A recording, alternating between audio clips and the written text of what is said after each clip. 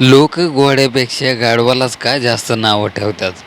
गाढवाने असं काय कोणाचं पाप केलंय का त्याच्या कोणाच्या बांधाला बांधे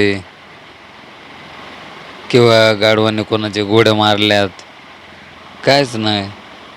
पण लोक गाढवावर एवढं का जळतात?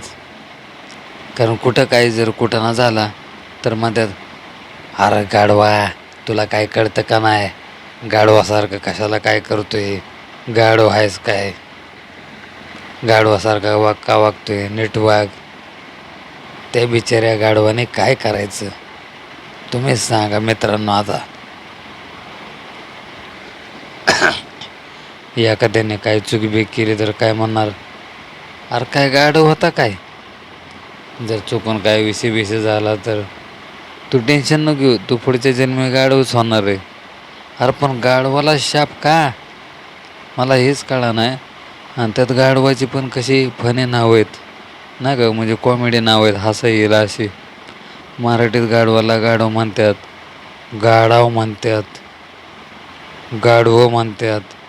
हिंदीमध्ये गधा, इंग्लिशमध्ये डोंकी.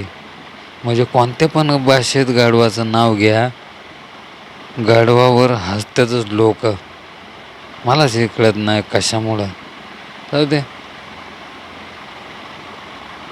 जिथे नाव बिव ठेवणार तो पण गाढवच असेल, गाढवासारखा नाही का.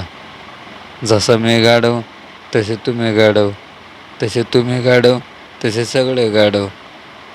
पण तसं मी नाही गाढव, तसे तुम्ही आहात गाढव. समजे घ्या.